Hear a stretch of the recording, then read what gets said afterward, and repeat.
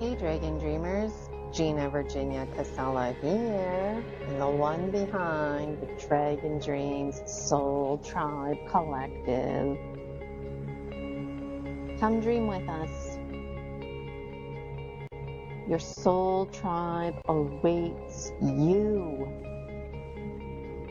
I do all kinds of things. Gemstone readings, mind reprogramming, energy medicine.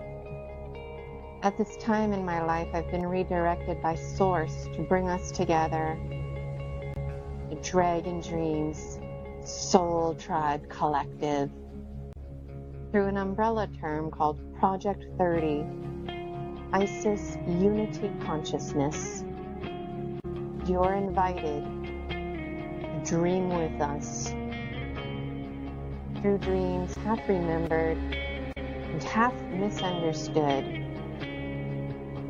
we fill in the gaps for each other because we're all one. There's all kinds of times and dates lined up that I would absolutely adore for you to be a part of. And one of my favorite things to do is to assert that the Akashic records are not a permanent record because your past never defines you. And we can do what's called living consciously so we can die consciously. United are we. Be free. Dragon Dreams Soul Tribe Collective awaits you. Dream with us. My name is Gina Virginia Casella, creator and visionary of Project 30 Isis Unity Consciousness. See you in dreams.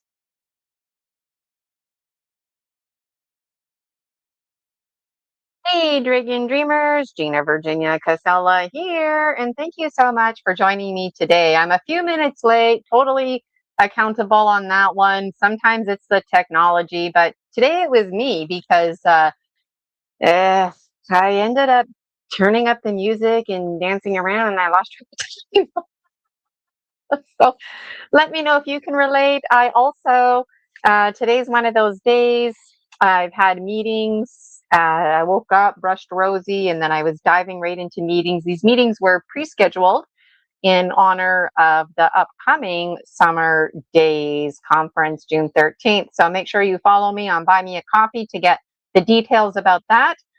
And also, while you're at it, hit the subscribe button on my YouTube. Make sure you turn the notifications on because days exactly like today, where I got caught up in meetings, I didn't have time to set a link, which is another reason why I'm a few minutes late today. So turn those notifications on so you never miss a thing. And I wanted to remind you to follow me on Buy Me a Coffee. It's absolutely free to follow me, and then you get in on stuff.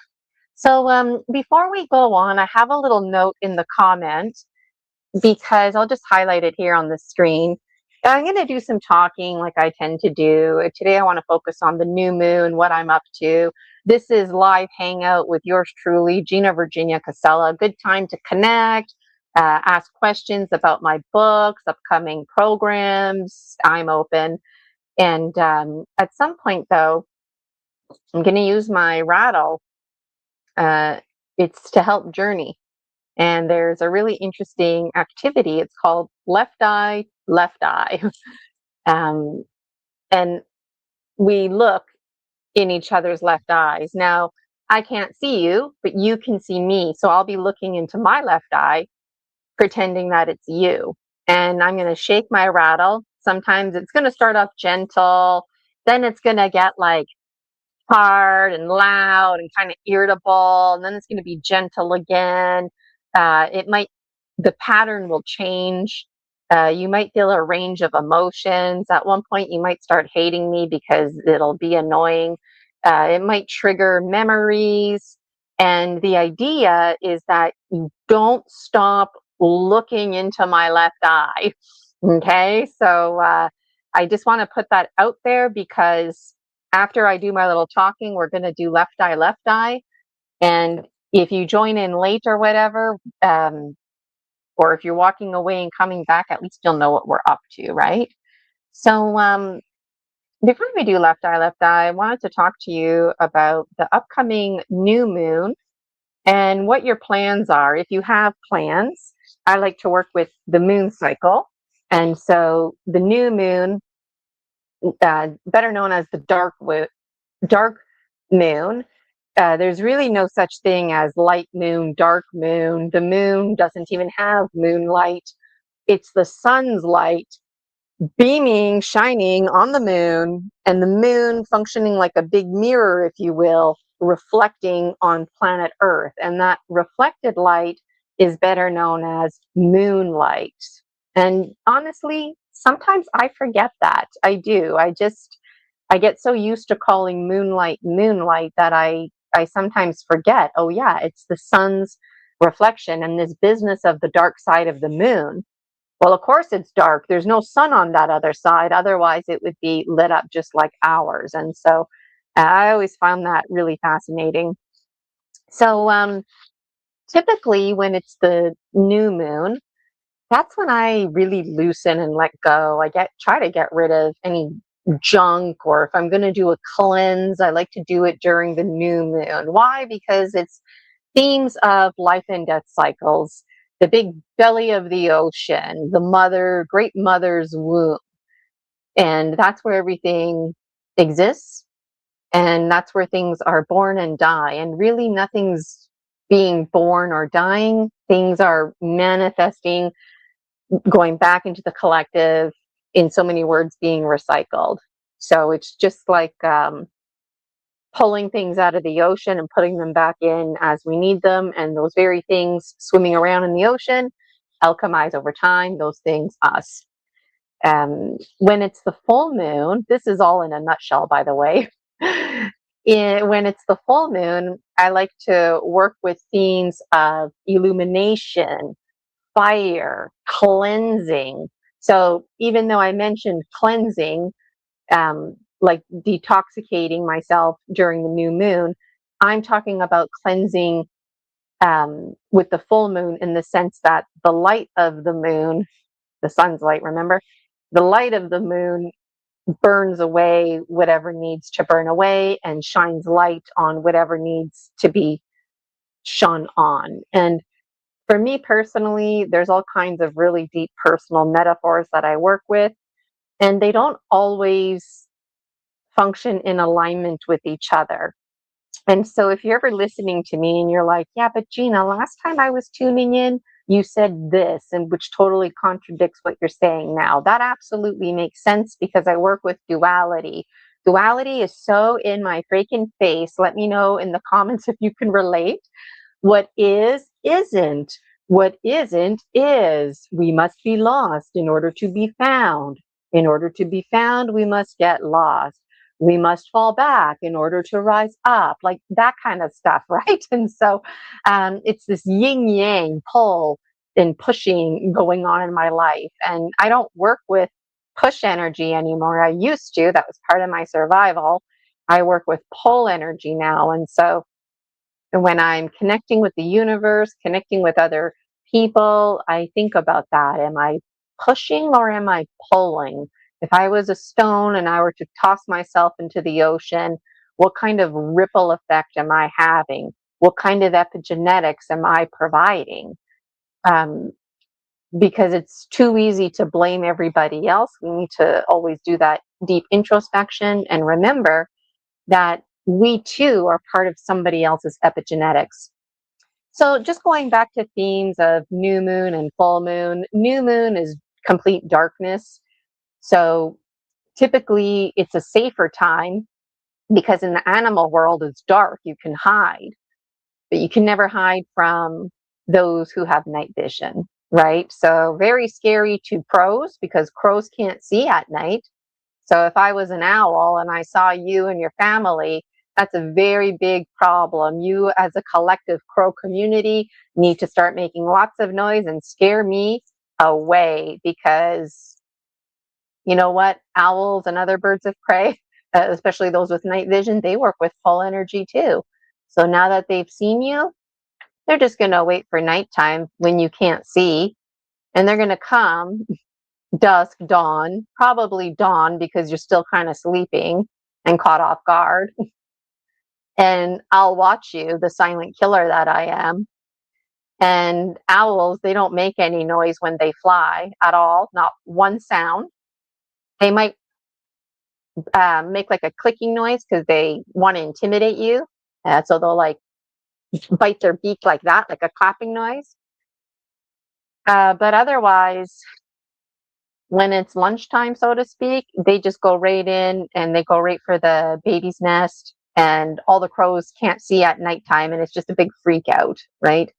So the new moon, um, typically the odds are better because even though folks like owls can see at night, it's typically a safer time for the forest community. During the full moon, the moon, remember the moon's not lit up, the sun's reflection lights up the moon, right? So anyways, imagine the full moon, big, bright, white, feathery moon. It's like having a big light bulb in the sky. And without being around street lights, when it's just the full moon, you can pretty much see fairly well, right? That's how bright the full moon is, assuming there's no clouds in the sky covering it, right? So that's why the full moon is way more chaotic than the new moon, because now it's not just the owls that can see, it's other animals that um, who can't see at nighttime. They can only see during the daytime, but because it's the full moon, they can now too see at nighttime. And so folks like the crows now have night vision folks after them and daytime folks after them. And a lot of animals in the wild during the new moon, the darkness can become on the hungry side because it's too dark, it's too long of this darkness. They can get tired themselves from seasonal changes, wear and tear on the body, lack of energy. And by the time the full moon comes rolling around, they get really hungry and really fierce. And that's why the energy, for lots of other reasons, intensifies during the full moon because of this survival, this pattern of behavior, this large ecosystem that we all belong to. Um, so it's interesting when you investigate your past lives, which animal folk, bird folk that you connect with, and how all these connections take place. So, anyways, during the new moon, I intentionally, not all the time, but I intentionally like to wear black nail polish or brown nail polish because it reminds me of the avian folks, and it reminds me of like avian folks, like birds of prey, like eagles and their big black talons. And then I have like a yellowish skin. So I work with those metaphors. I I'll wear black lipstick every now and then, or dark purple, or dark red, or like I'm wearing a brown today. And it's interesting to play around with your makeup like that.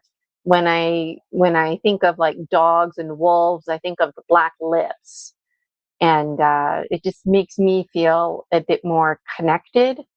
And it doesn't matter what gender you are. I know there's a lot of men who wear nail polish and whatnot, not because they're interested in hair and makeup, but because they work with these kinds of themes. And very, very long ago, people used to um, people would find plants and whatnot and put temporary tattoos basically on their face to work with cycles and information, like I'm saying. So, very, very interesting.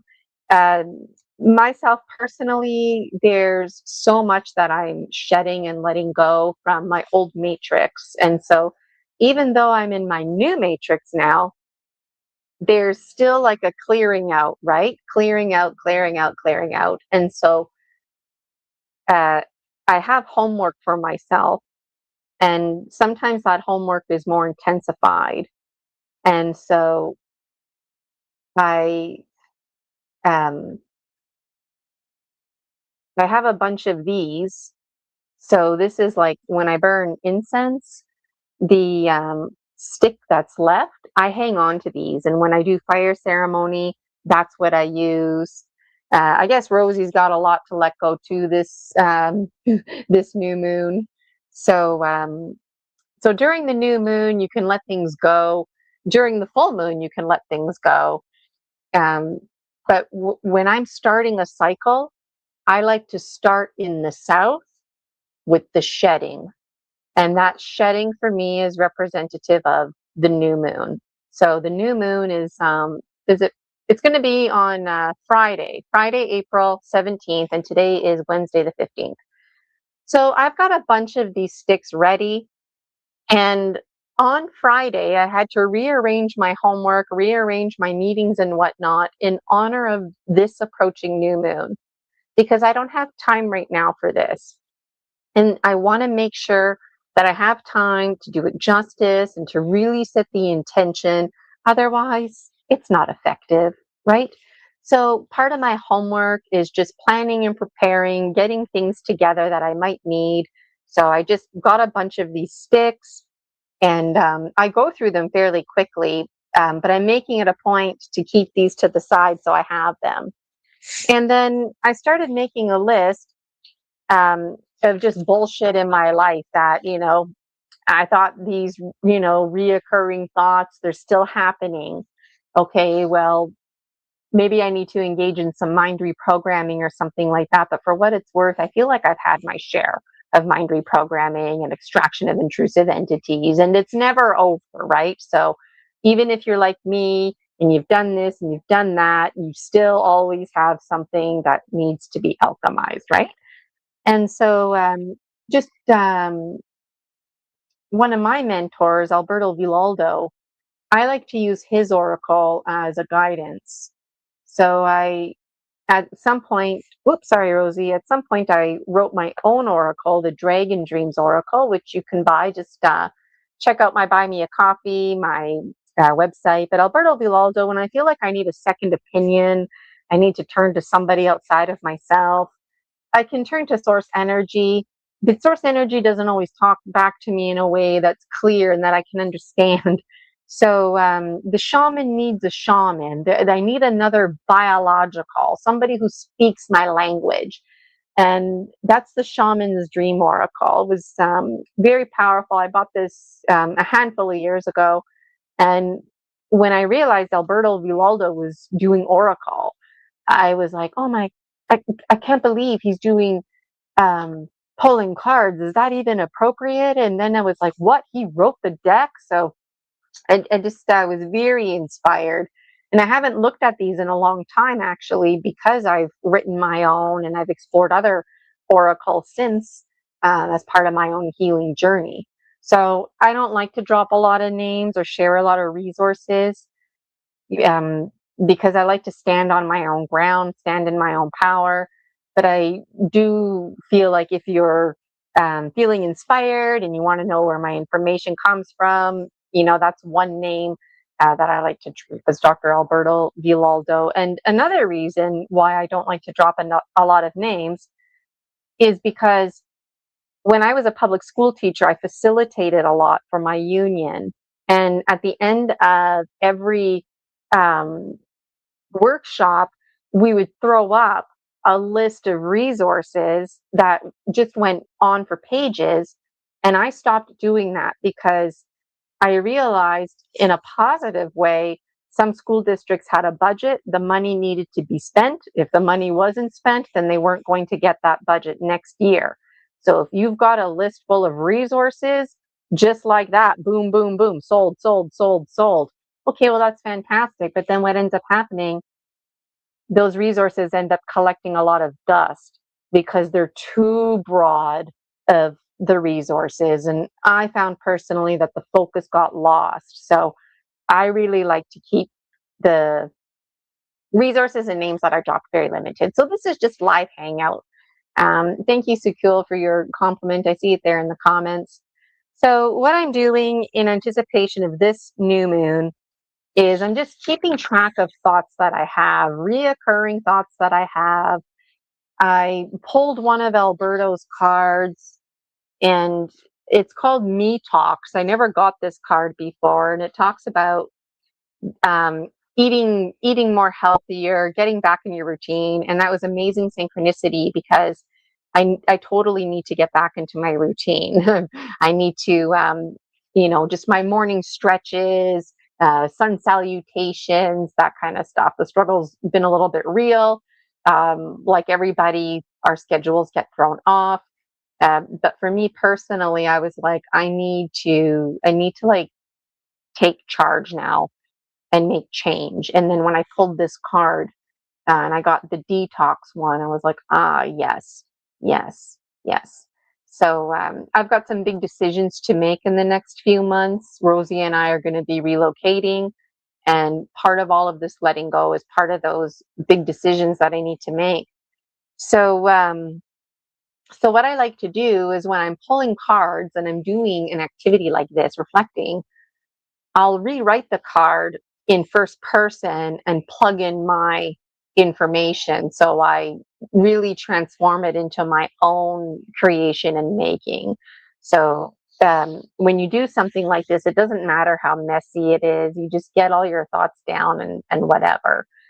And at some point, though, I'm going to um, just make sure that it's clear what I'm communicating and make sure that it's all here. I'm not going to even rewrite it. If you want to rewrite it, you can, but you don't have to. It's all about intention. And like, even if I run out of paper, I could use the back. I could even write right over top of what I wrote if I randomly want to take a picture, just because you know what, I'm going to be burning this. So you just keep writing, keep writing. If you want to take new papers and keep it nice and tidy, you can do that. But it's part of the energy is going through the thinking and processing the emotions that go with it, and that energy, in it's my belief, is captured in this chicken scratch writing of thoughts, um, and with the intention, I also have a firm belief that, let's say I forget to mention something, then it's okay. It's considered it written down. That's part of the energy and keeping it all here. So it's kind of like an energetic ball, if you will, that I'm creating on this paper and I'm manifesting it, and the intention is to set it free. So I'm going to be setting it free during the full moon. Prep for it is now during the new moon. So, how many of these sticks am I going to need? I don't know. I mean, I could need an endless amount, right? But there's a few key themes where I'm going to want one stick to represent one bullshit thought or one reoccurring um, thought that I keep having that I thought was void, but apparently it's not. And and I just keep track of it and I don't overthink it. And everybody's is different. And then just to add creativity to it and to spend more time with it, I blow into these sticks. And I don't know about you, Dragon Dreamers, but I find with me, I spend too much time talking to spirit. And I've come to realize that spirit has so many other languages and just the good old breath of life. This morning, when I opened Sacred Space, I actually didn't say one word. I just breathed it out, and I thought about it like the words, but the communication was through breath, and that nonverbal communication seemed to help me focus better, at least for this time. So, hi, Missy. I see you in the chat there. So what I'm going to do at some point is I'm probably going to take the colors red, yellow, orange, green, blue, purple, pink, because those are the rainbow spectrum colors. And I'm going to color the stick. Maybe I'll color it all red. Maybe I'll color it half red, half orange. Um, I don't know. I don't know. But whatever I do, it's going to be creative. Maybe I'll do like a purple orange pattern or something like that. And then while I'm doing this activity, I'm breathing on the sticks, I'm thinking about it, the energy is imbuing, And then at some point, so this is what I'm going to be doing on Friday. I'm just collecting my thoughts up until then. Friday, I'm going to like read this over, add to it, um, spend time decorating these little sticks. And then what I'm going to do is I've got paper bags handy, and I'm going to fold this up nicely with the sticks inside. So it's like a little present, and I'm going to put it inside the paper bag. And I'm going to create what's better known as a dispatcho. And the dispatcho, it's like, in short, it's like sending a prayer. And it's not just something that you create and send it off. You create it, you let it sit for a while, to each their own, that it's something that you spend time thinking about.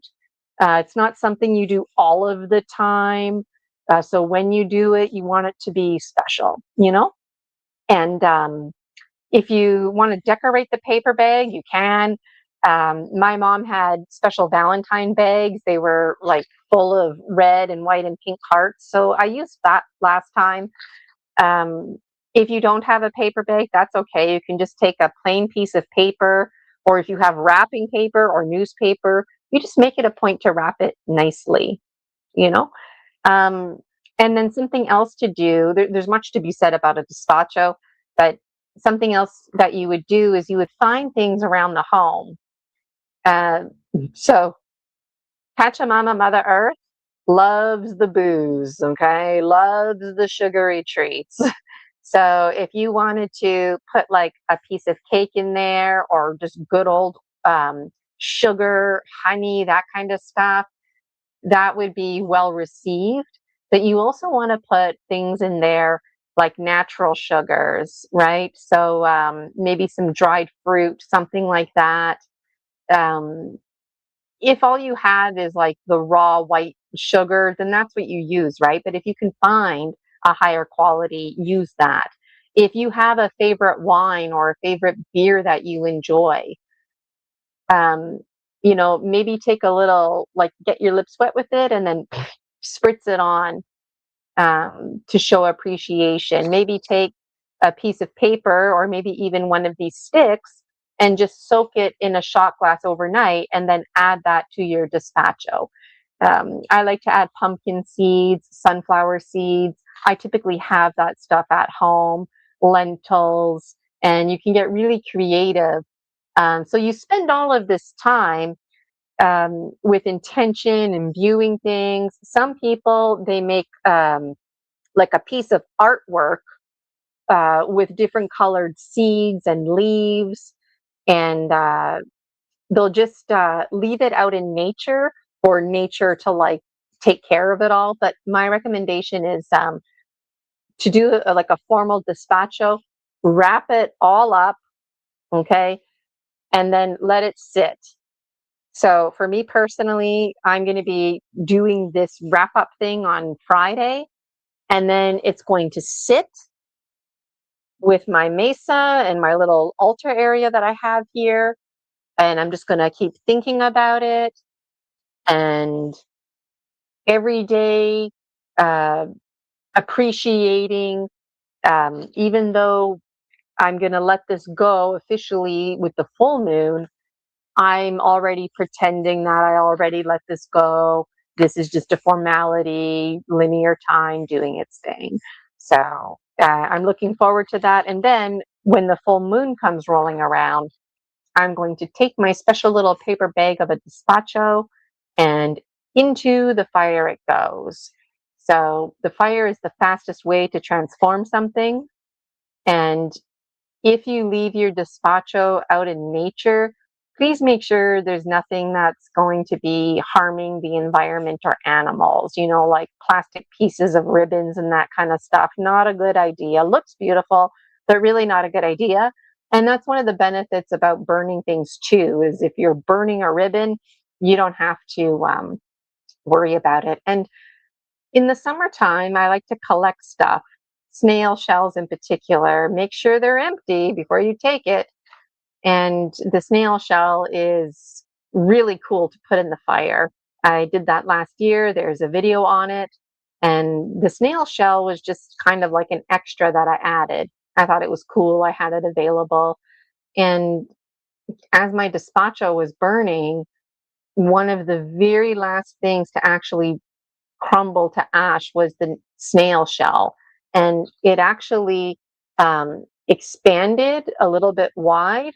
And then with the heat, it expanded upward. And it blew my mind because the snail shell is basically like an eggshell, so fragile and brittle. And yet, here we go with duality themes again, so strong, right? And I remember, you can watch the video. I took it out of the fire just to see, like, is this still even in form? And it was. And then it held its form, became ash, and then finally, um, so um, that's what I'm doing this full moon, this new moon. So wonder what you're doing. Let me know. Hi, Julia, Anchor Haven. I see you there in the chat. We're just talking about new moon and full moon preparation. And something else I wanted to note was earlier I mentioned when I'm working with themes, if I'm working with new moon themes, I'll wear black, dark clothes, brown lipstick, and it's a lot of fun because you don't have to spend a lot of money. Like I've got this, I don't know what it's called. It looks and feels like lipstick, and I put it here. And then it comes with a brush, and you try, and it's called contouring makeup. Well, I just used that brown for my lips. It's fine. And I have another one.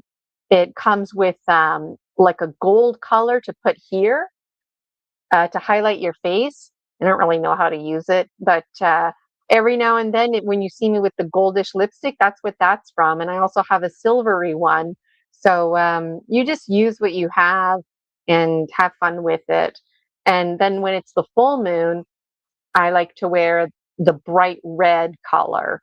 Also for feminine expression themes and themes of sexuality. The moon, of course, is not a bright red, but you know,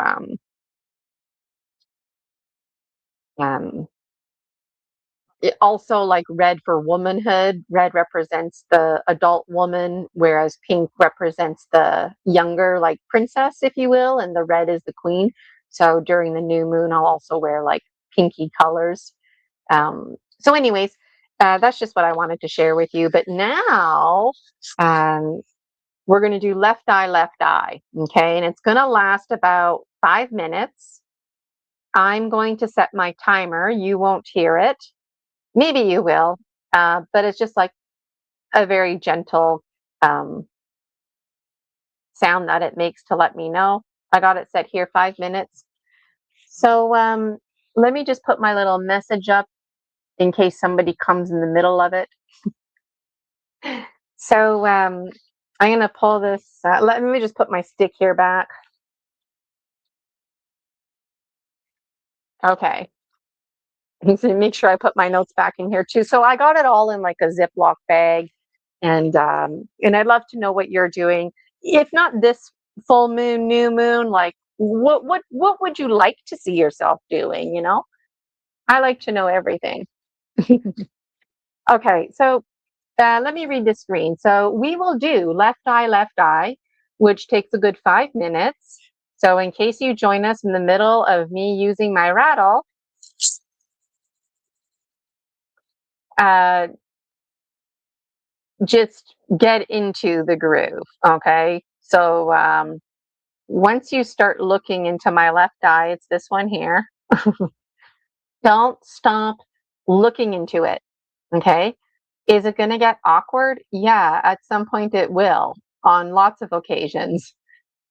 You're going to have feelings and sensations where you might feel annoyed of the sound of the rattle. It's like a storm. Some parts might get intense for you, other parts might seem more fluffy for you. You might find yourself getting lost in timelessness, and you might think, like, has it been 5 minutes yet? But keep looking into my left eye and don't stop. Okay. So, first and foremost, let me know in the chat, can you hear my rattle? Can you hear this? You should be able to hear it. Let me know if you can hear my rattle. Okay, I'm going to just double check here. You should be able to hear it. I'm going to double check my YouTube. If you want to close your eyes and not look into my left eye, you can do that. But the point is to connect with me and for me to connect with you, even though I can't see you. So I'm just wondering if you can hear my rattle. So I'm checking on my YouTube here. View channel. Okay, there's a little bit of a lag.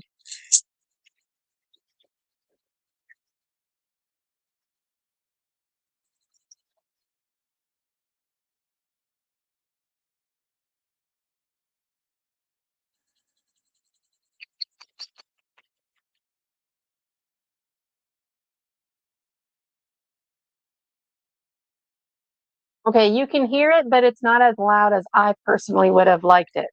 So turn your volume up, okay, for the rattle. Put it in the chat. Turn your volume up for the rattle. So it's going to be really loud on my end, okay?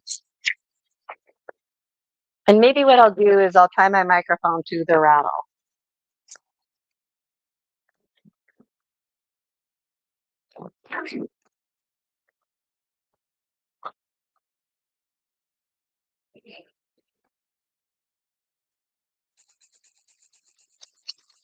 All right. Should be able to hear it. I'm just going to make sure, double check it.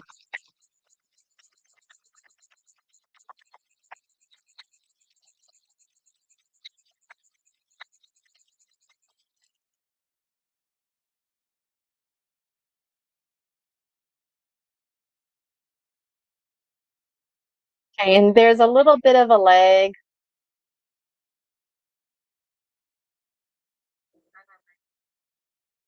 Okay, so tying the microphone to the rattle now.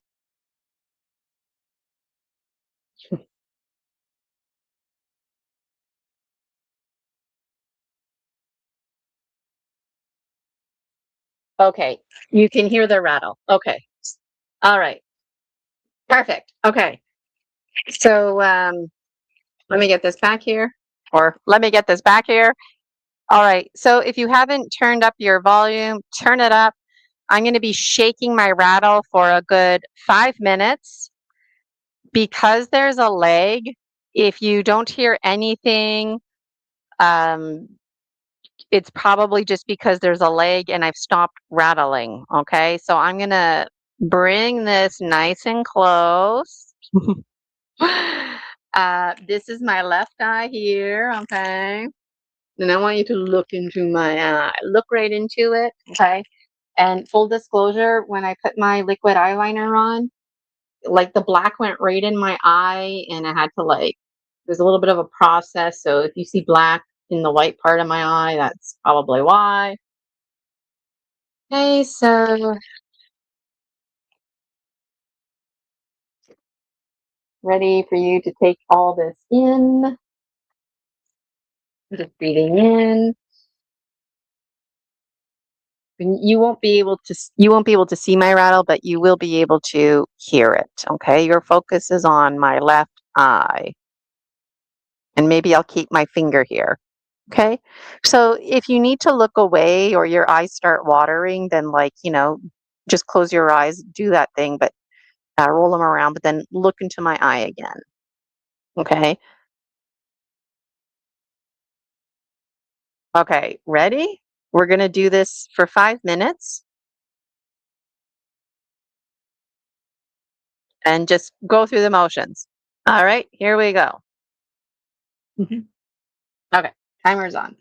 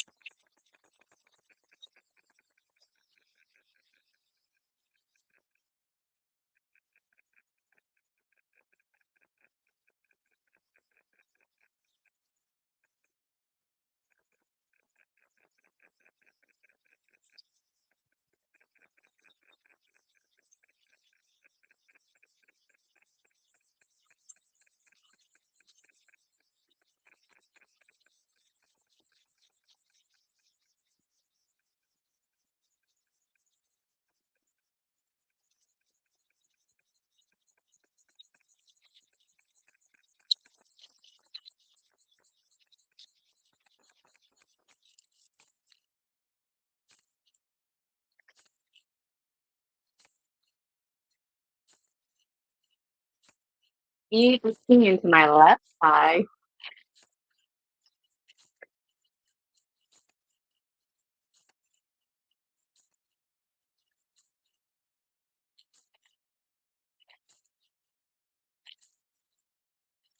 Keep looking into my left eye. Keep looking.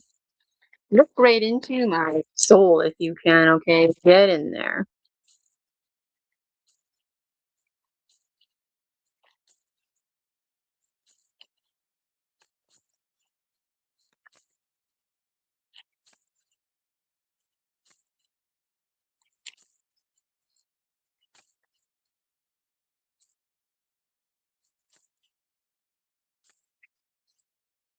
My eye feels like it might get watery. That's okay.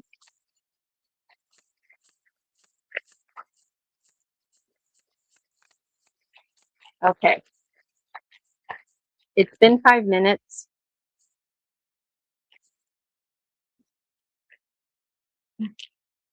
Mm.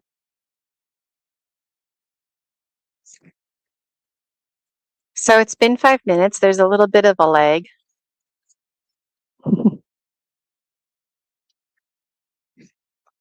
So left eye to left eye. That's just a little tiny taste of it. Um, I didn't even really go there with the rattle. I felt like I was just starting to warm up. And this is an activity that can easily last a good 7 to 10 minutes, even up to like 15, half an hour. Um, there's lots of reasons why you might want to do this activity with someone. If you do this activity with somebody like yours truly, somebody who has a shamanic background, then we can do what's known as journeying together. And it's kind of like my eye and your eye become one eye. And we share that vision, we share that space. And on a psychic level, I can see into your world. Now, it might not be presented in shapes that I even recognize. It takes me to a dream world and a map that I'm familiar with, that was introduced to me by the Four Winds. And you journey to places like the underworld, the upper world, and working with the power animals. And the information that comes to you is really incredible.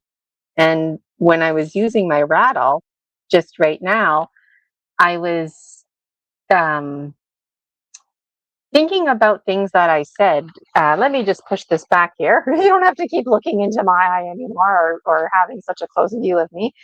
But thoughts that came to my mind was that folks out there who were tuning in, they didn't want to face the rattle. They were like, nope, I'm not doing this left eye to left eye. There was a sense of intimidation. You didn't understand what was going on. You're not sure you want to open up a can of worms. It's okay. This isn't going to be opening up a can of worms. This is just going to bring you to a place where things that need to be expressed can start coming and getting pulled out. So if you find that your thoughts are intensifying, something that is on the back burner of your mind that you wanted to deal with, this would be a good time with the new moon. When I was doing this as well, I felt like there were some dragon dreamers who were tuning in who they weren't ready for their rattle, so they're going to catch the replay and do it again, sit down with a journal and get more meaning out of it. I also got a strong impression that there's emotional turmoil, um, thoughts like in a washing machine, just kind of getting beaten up, disorganized, mix around, that this is all part of a greater alchemy. And I also felt a sense of impatience, like wanting to hurry and speedy things up. Um, I know I'm resonating in that, and other dragon dreamers were too. There's like, let's just get this full moon, let's get this new moon over with. Let's hurry up and get to the full moon so we can burn and release all of our intentions type business. And so I'm curious, what thoughts, feelings, opinions might have come to your mind. And I'm wondering too if just the sound of the rattle might have stirred emotion within you, whether that was positive, negative, or whether you're coming from a place of indifference. So this is a really great tool. Um, the rattle, when I first was doing my shamanic training, I just thought, oh yeah, this is like, a rattle that'll break up energy. But I'm telling you, like, this rattle is probably one of the most powerful tools that I've ever had. And I bought this on Amazon. I wanted it to have specifically the pictures of the power animals at the Four Winds, the Andean medicine wheel, snake, jaguar, hummingbird, eagle, condor. They're really, you can make your own. You want it to be bulbous so that it can have a swirling action. And that's really important too. When I do left eye, I like to get really loud and noisy with the rattle. And I was just starting to get the party started, if you will, but it had already been 5 minutes. But I like swirling it clockwise. There's what else am I stirring, And then I like to just work with the rhythms. Um, when you're doing your energy medicine, I myself was pleasantly surprised. Um, this piece of wood at the level of snake, just piece of wood, right? It's a cylinder looking tree branch with a coconut and inside, I don't even know what's in here. Could be beans or lentils, something like that. And then somebody just carved pictures into it, right? That I added meaning to it. These tethered pieces here are from my dream scarf. I found, I was hopeful to find like a, I mean, I was really wishful thinking, hoping for an eagle feather, but I was hopeful for like maybe a hawk or something like that. And I thought I wanted it to come to me. Um, and this came to me, and um, it just was reminding me that hummingbird energy, even the smallest person can make a difference, and that I didn't need a big feather. Um, this little guy here is when I'm removing crystallized energies from you, I take my incense and then I take this little feather and guide the smoke to cleanse. Um, it's like psychic surgery, if you will. You might be wondering what crystallized extraction means. So, a lot of us, probably all of us, are walking around like porcupines. We all have ancient weapons that have been lodged into us. And those ancient weapons are pretty basic, literally sticks and stones. And objects that I can't I mean, I can only describe lots of like bowl shapes and like a half bowl shape.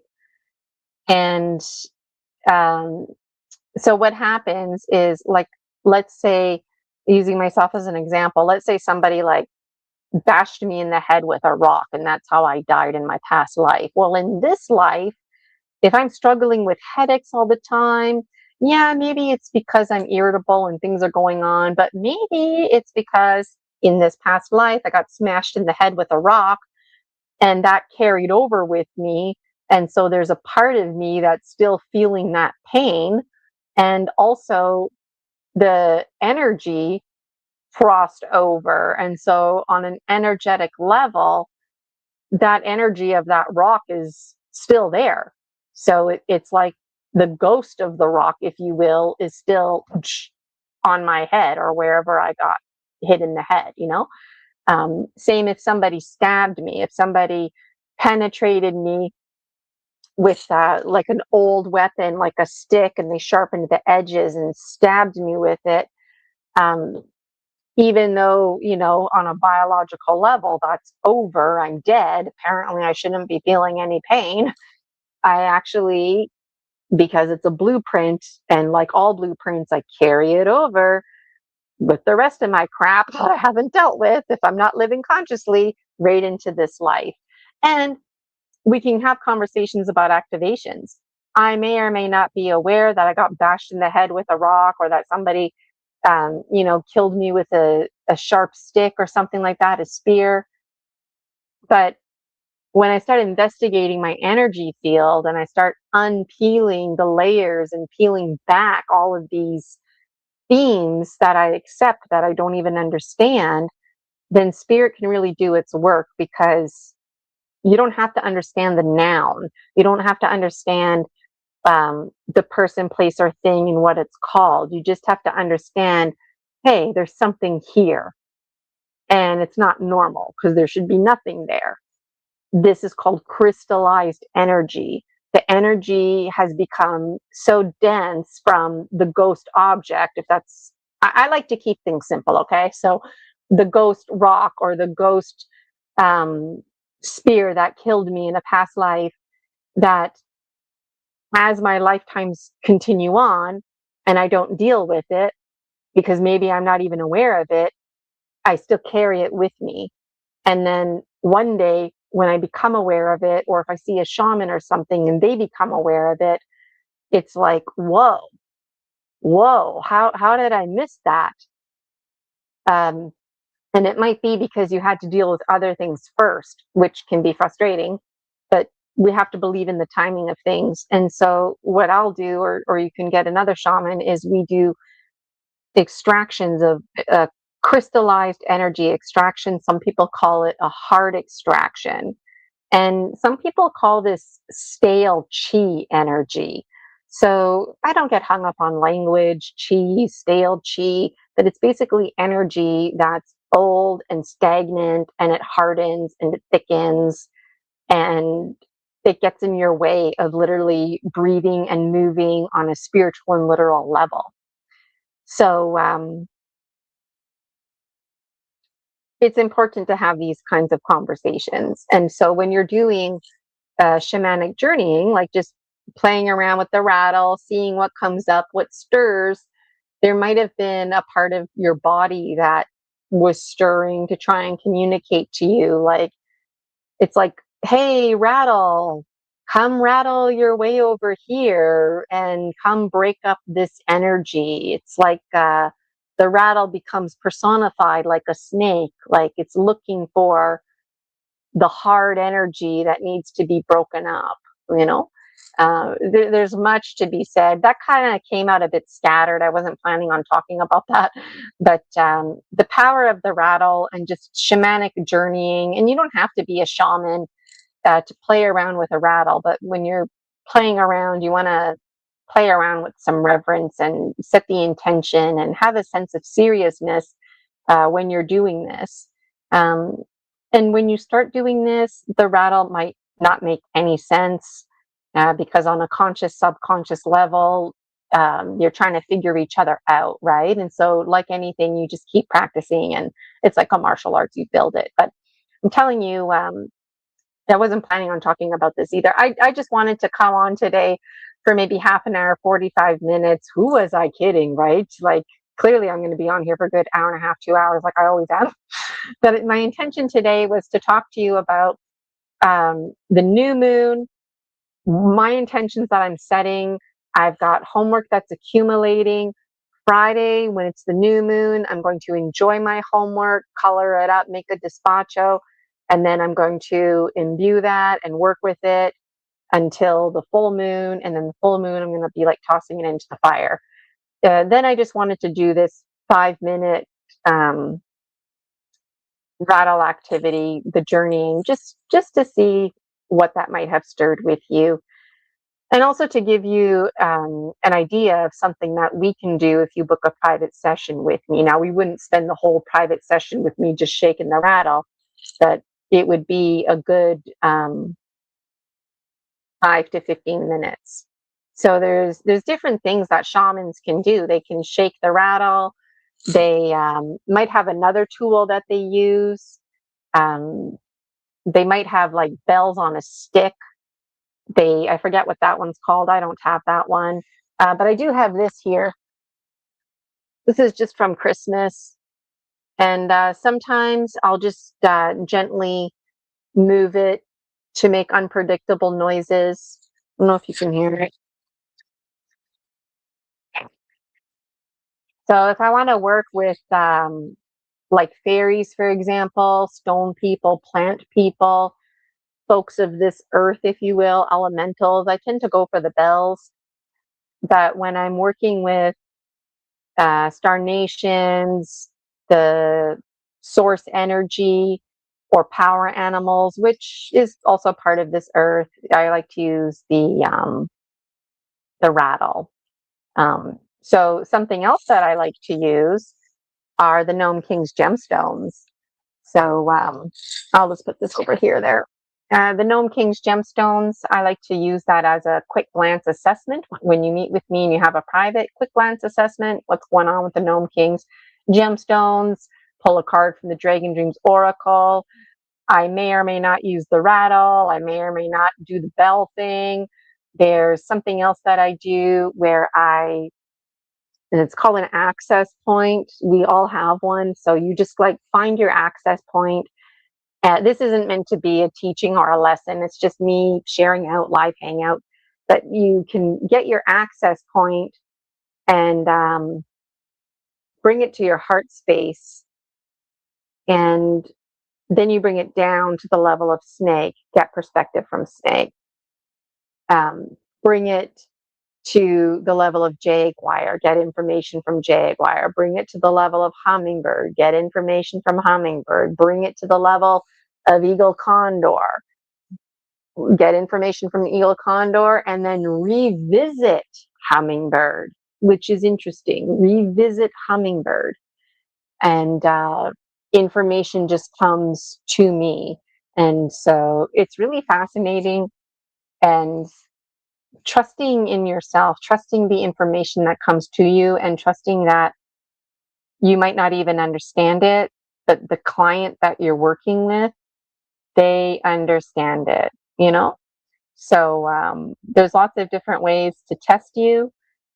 I like to, first and foremost, like at glance, do an assessment with the Gnome King's gemstones. Just it also helps to get the conversation going with people, but I don't do talk therapy. I like to dive right in there and transform your affinities. So um, we all have like spirals going around us, if you will, energy field amongst energy field. And that energy field, it's like a big spider web. It's mixed up with other people's, whether you want it to be or not. And let's say you do something like cord cutting, or you go through like these deep cleansing processes, you get something like a crystallized extraction. Okay, great. Well, no, not great, because if you don't permanently clear it with an illumination, those will very well come back to haunt you. Maybe not right away, but it's still in your field. So when you're doing energy medicine, less is always more, because whatever you're doing, you clear it and transform it and transcend it, but it's still floating around you like the crumbs, if you will, of the situation. It's still in your affinities. Well, no, you need to clear the infinities completely. There is no lingering. There's no lingering. And that's the power of transformation. That's what it means to be a shaman.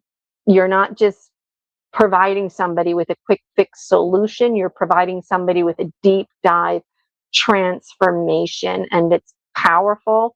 And a lot of people, they feel really great after a session, but it's kind of like, it's just because you're hyper and you feel good and you feel self-motivated, but all of a sudden it's like, whoa, I need to go to bed early tonight. Or you might feel emotional and you might not even realize why. And it's because on an energetic level, your affinities are clearing. So you can imagine there's like a part of you that takes whatever crap is going on and gives it the boot right out of your affinities. And it's just an absolute thrill to be part of that process. And so if you ever see a hypnotherapist or an energy medicine worker and you're like, I don't believe that stuff because I did this and that and it came back. And it's like, yeah, because you just pushed it away. You didn't actually clear the affinities. So going back to the example of if somebody bashed me in the head with a rock or penetrated me with a spear and killed me, like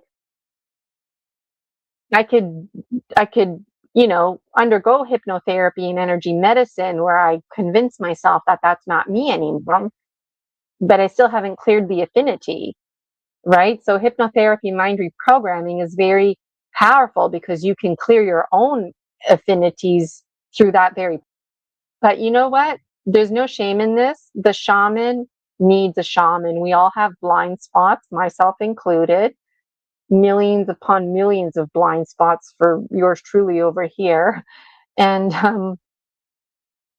and we can't see our entire energy field. We can't. So we need somebody like a shaman to step into our energy field, which is forbidden, by the way. No one has any business in your energy field. And so it's the shaman's privilege, and the shaman becomes the hollow bone, if you will, for the greater spirit to do its work. And it's through the shaman that the greater spirit can um, journey through you and clear affinities. So let's say, for example, you did a soul retrieval session with me.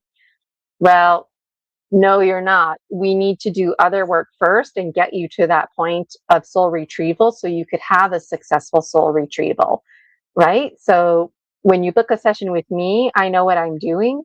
And that's why you don't have to worry, well, do I book this or do I book that? You commit to booking your private session, and I guarantee you're going to need to see me for somewhere between 3 months and 24 months, somewhere in there, depending on what's going on. Clear affinities, clear the layers.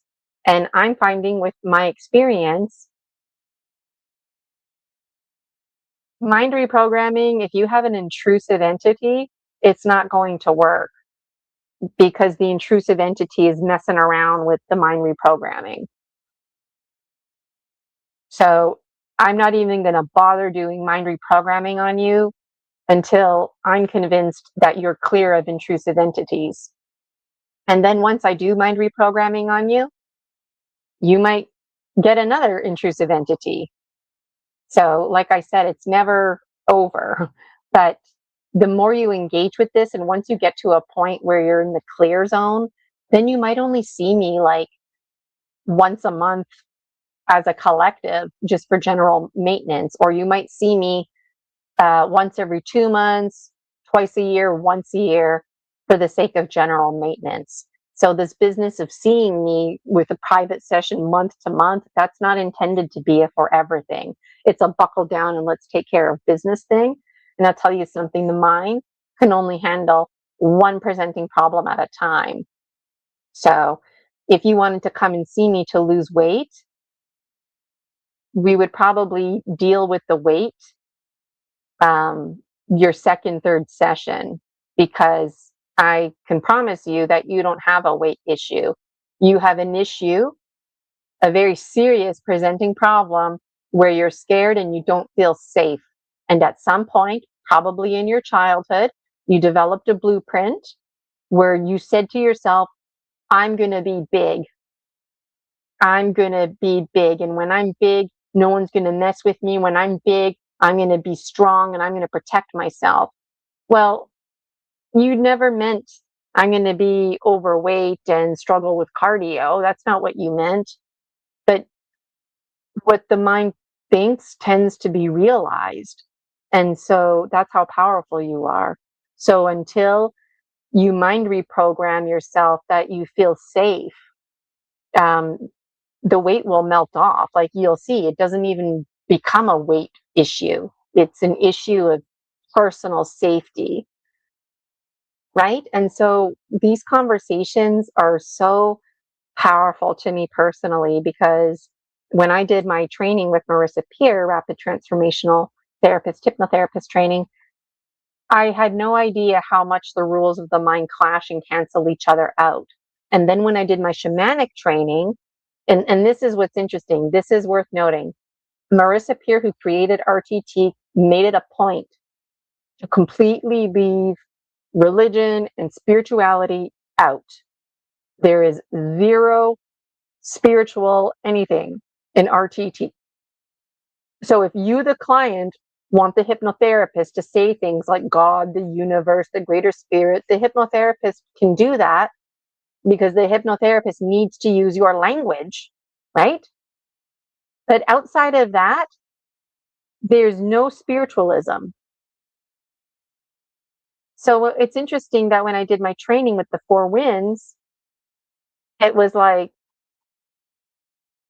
lots of overlaps from hypnotherapy, except it included the spiritual component, right? And then you've got folks like Dr. Bruce Lipton who focus on research on the literal level of cells and biology, and he seems to be piecing it all together. So for me, this is powerful synchronicity. And just the reason I share all of this with you is because, like I said, even if you don't understand it, you can't make sense of it, that's okay. You just keep the belief, keep the belief. And the more you feel like you're going crazy, the more that's your like there's an urgency for you to respond to the call because you're not crazy. You could have an intrusive entity, right? You could have a crystallized extraction. You know, maybe you're one of those people, geez, you've always had a pain in your right rib that you can't remember. You just always have had that pain. It's just normal for you to have that pain. You've been to the doctors, everything is fine, you know. It's probably a crystallized energy that you have, right? So going back to soul retrieval, the last thing you want to do is book a session with anybody and your soul doesn't want to return.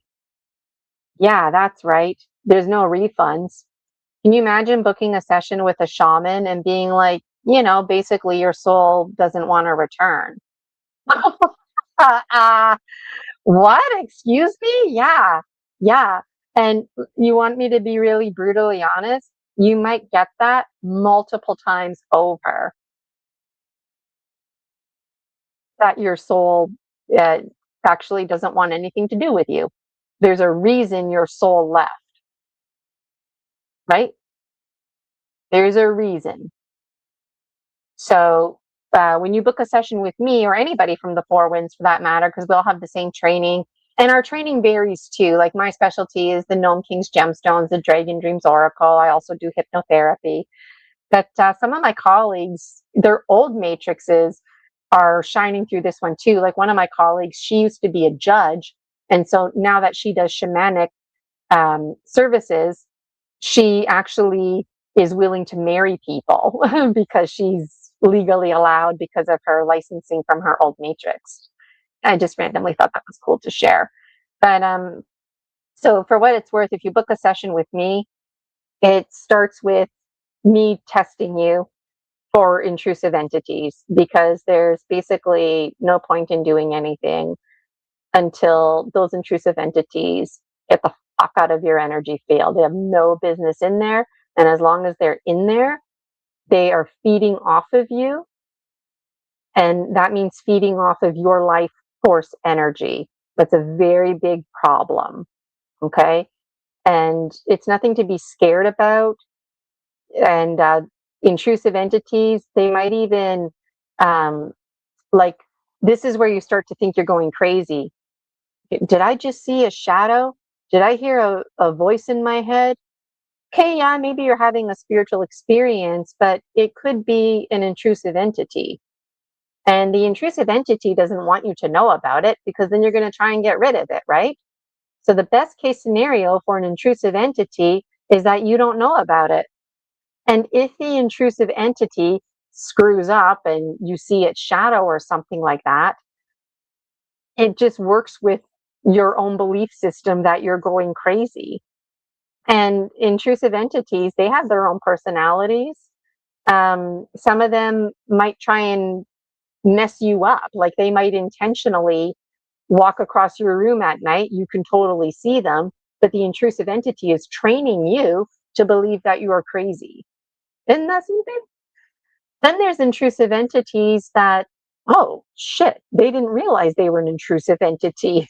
All they know is that something happened, they died, and they felt really confused and scared. And you were walking by and they clung to you and they don't know any different.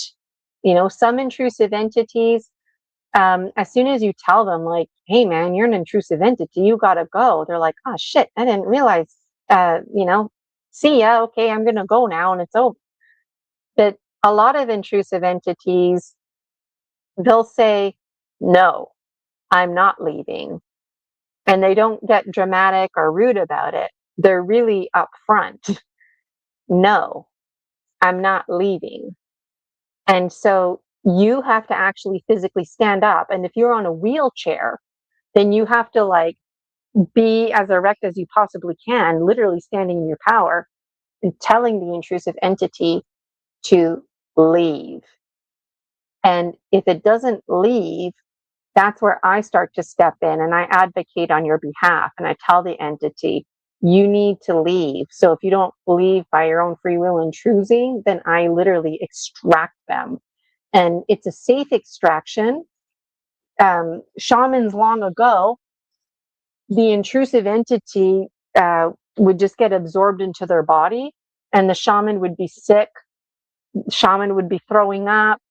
And then eventually, when the shaman got like healthy again, that was the sign that the intrusive entity had been processed. Well, at some point, shamans realized that they could put the intrusive entity into a crystal, and then the crystal would like trap the intrusive entity just very temporarily, and then they could safely send it off either to star nations, medicine women, and men of the past, ascended masters, to take them on their healing journey, or they go downwards back to Pachamama, Mother Earth, the elementals, and they get broken down.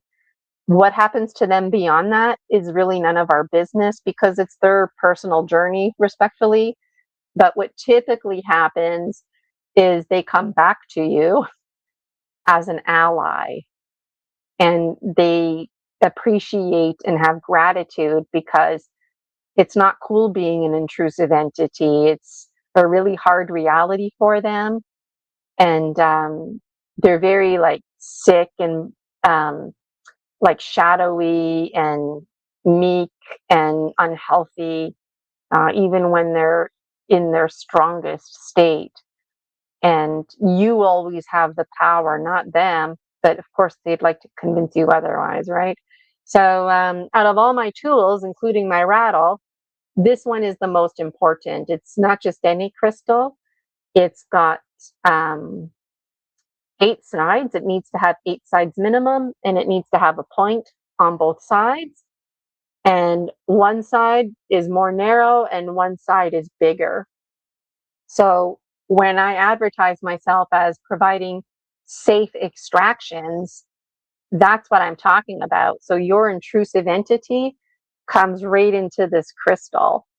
And I'm not one to have sweaty hands. Like maybe if I'm nervous, my hands will get sweaty. But when I'm doing an extraction, my hands are like soaking wet.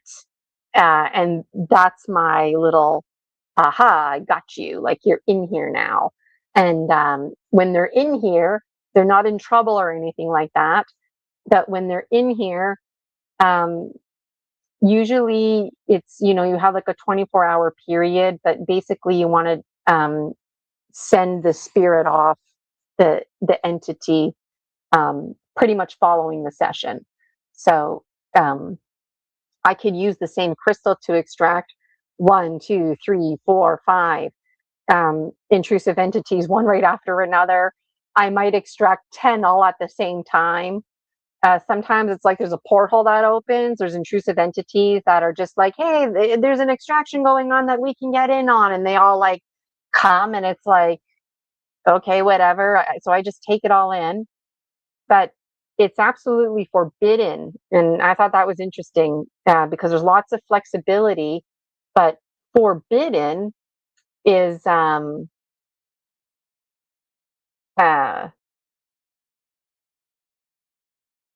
uh, not a word I hear very often when it comes to modalities and whatnot. But um, so, like, let's say I have a client and I do um,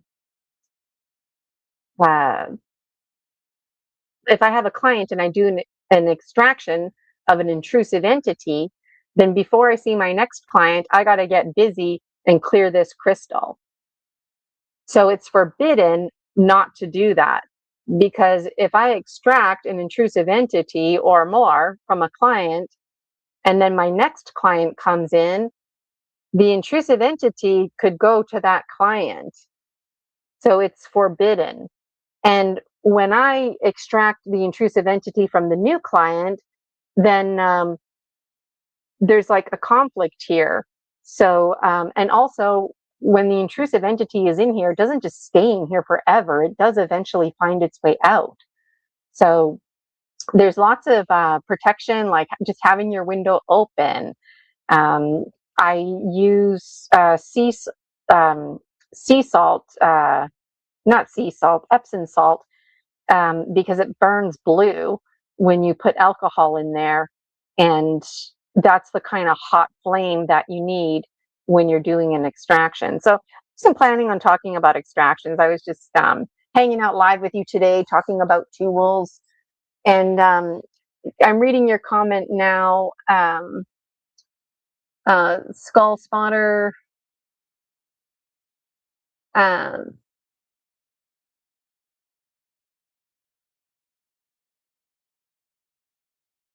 yeah, so like Skull Spotter, if you want to follow me. That would be great. It's free to follow me on Buy Me a Coffee. And Missy, I'm just reading your comment now, like 40 minutes later. I couldn't hear the rattle at all, even with my phone up, but it is a phone. I have done this in the physical. Okay. And then she says, it is a very cool looking rattle. Thanks, Missy. So, yeah, like if you were to book a session with me, it would be over Zoom and not StreamYard, and then you would hear the rattle. Um, one disadvantage of using StreamYard is if you start messing around with the microphone, then like you can turn it on and off, but you can't unplug it, replug it in, and it doesn't have the same organized um, settings that I'm familiar with. But anyways, hopefully you can watch the replay and really crank it on a headset or something like that. or when I meet with you, we can just have some fun messing around with the rattle and see what comes up. So I'm always available to before I forget, Wednesdays 1:30 Eastern. I just hang out, never know what I'm going to talk about. Might talk about some promotions like summer days. I've got all my speakers confirmed, but I'm not prepared to announce them. You're all going to find out who those speakers are at the end of the month. Those speakers have due dates, and putting up with my crap, which is, pretty good crap to put up with. Learned a lot of lessons from the first conference. There's a conference Bible that was like, 30 pages last time, but now it's like significantly reduced and there's a lot more clarity. So it's been a real thrill meeting with people. I still need, before I forget my thought there, so the presenters have due dates. Like I need, an image, what their presentation is going to be called, a description. And so at the end of the month, they're going to provide me with that. And then I'm going to update the promo video that's floating around and actually put the names of the speakers in there. And so I'm really looking forward to that. It's going to be like last time. We're going to have candle hype. We're going to meet the day before the conference. We're going to meet the day after the conference. The only thing that's different are the people who are presenting, and I'm charging money this round, $40 Canadian. If you're interested in a $10 discount, get in on the collective membership, Project 30, ISIS Unity Consciousness, because if you belong to that membership, you get bonuses. One of the bonuses, you just default to getting links for all of the online conferences. And so the first one, Promise of Spring, annually, that one's always going to be free, but the rest of them are going to cost money. And of course, as the years go by, that will probably increase. When you belong to a membership, any membership, Buy Me a Coffee, when prices increase, they always stay the same for current paying members. So there's actually one person who's paying $9 a month for the $30 membership. It started off as $5. And then that person left, and it's like, well, could have been $5 for the $30 membership. So, just a little bit of an incentive for you. So I feel really excited. Like I mentioned earlier, Rosie and I were looking for housing. We're not interested in paying somebody else's mortgage. Oh my goodness, their rental costs. And I find I would like to stay in Canada. I'd like to go somewhere warm. But, Rosie, my cat, she's going to be 11 this summer. So she's still like, she's just kind of in that middle age now, because cats like her are known to live. She's half ragdoll, half Siamese, and they seem to live anywhere from 12 to 20 years. Like that's kind of a gap, right? So I figure uh, someday when the biological one known as Rosie carries on, um, I might be moving internationally somewhere warm. I don't know, some warm vacation spot, right? So who knows? I also have a dream, and it's actually documented in my book series, to buy a huge property, and over time make it like a campground in honor of the Dragon Dream Soul Tribe Collective. So when we get together for conferences and stuff like that, we can just do that there, right?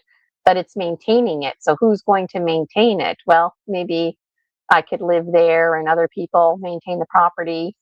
So I like to hope and dream. Let me know what you're hoping and dreaming. And one other thing that I wanted to mention was, for the conference, I'm still looking for any musical dragons. So if you play the drums or the guitar, or you have a band, or maybe you sing, or you do singing, healing singing bowls, hit me up, reach out. There's a post on my Buy Me a Coffee. I'll just put the link in the chat. I think it's already there. But I work with pole energy. So if you're interested, check it out. If you're interested in shining your light, June 13th, I could definitely use you. Could use you to provide some music for about 3 minutes. And then I need you again to provide a good 20 minutes worth of music. And then I need you again to provide about, I don't know, it was like 5 or 7 minutes worth of music. So reach out.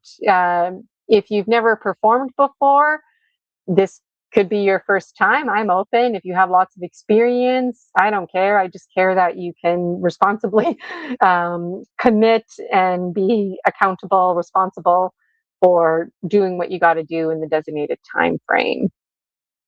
All right. So I don't really have anything else to share with you. I'm always interested in what you're up to. It's nice just to hang out live with you. If you wanted to have me on your show, Wednesdays, 1:30 p.m. Eastern, for the rest of 2026, I'm available. So reach out to me. I would love to be a guest on your show. I have too much to say, so if there's something specific you want me to talk about, I'm happy to do that. If you just want me to hang out, take any random Q&As from your audience, I'm happy to do that as well. Good opportunity for me to promote the conference and anything else that I'm doing. If you have questions about my books, questions about the Oracle, I keep looking here because I rearranged things recently, but my 8 books are here. My Oracle are over there. I got my flora. I made new flora. I made this with dried basil. Just put a chain on it. My sister had some jewelry that she wasn't wearing anymore, and I also had some jewelry too. Sensitive skin, so this necklace here was advertised as gold plated, so I thought I could save some money, but it found it to be itchy. So if you have jewelry, keep it for stuff like this. It works out. It makes it look fancy. And then if you lose it or it gets broken, um, you know, you don't feel so bad about it.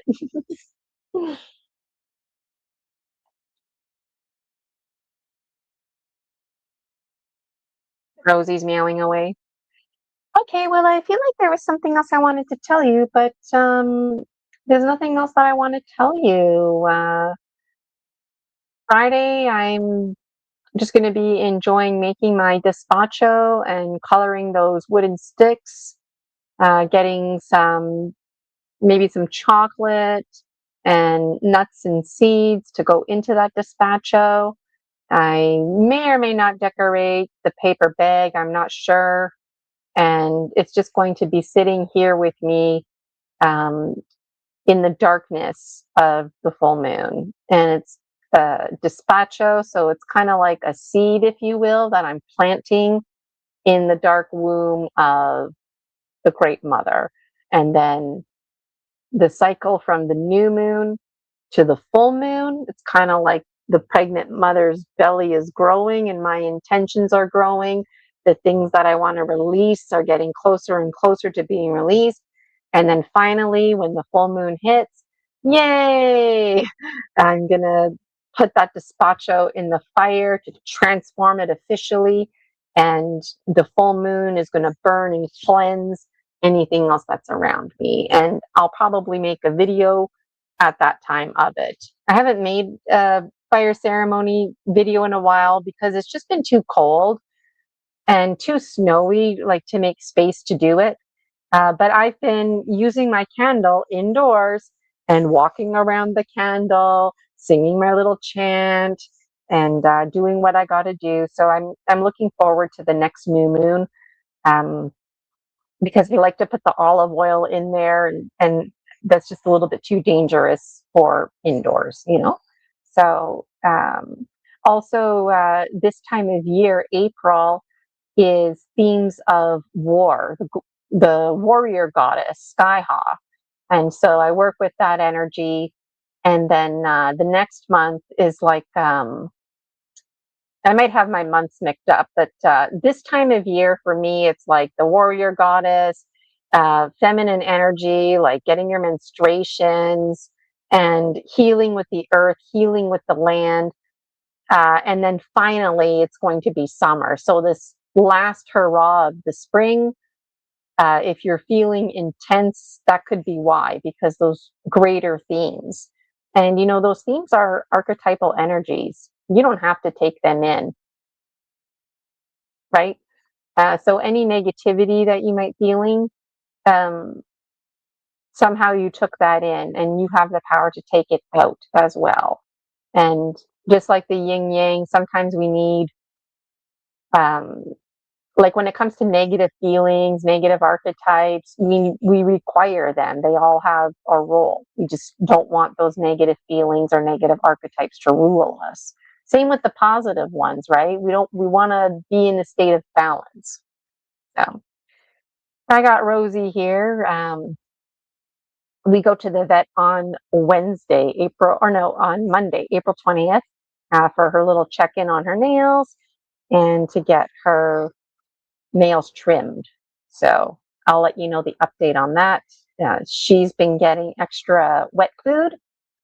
Um, she used to get it once on Fridays, but now she gets it Wednesdays and Fridays.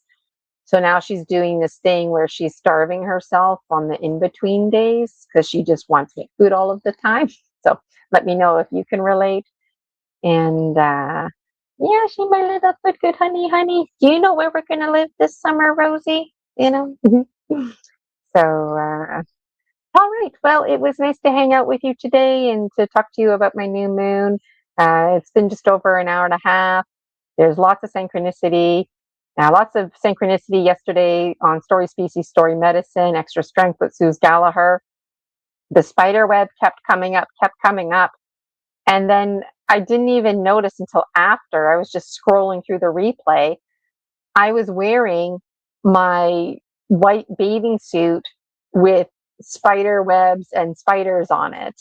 So I was like, that whole time you can see my strap and it's got spider webs. And I'm like, there's more synchronicity right there. So love to know how synchronicity is showing up in your life. I'm really enjoying StreamYard. I'll put the referral link there in the chat.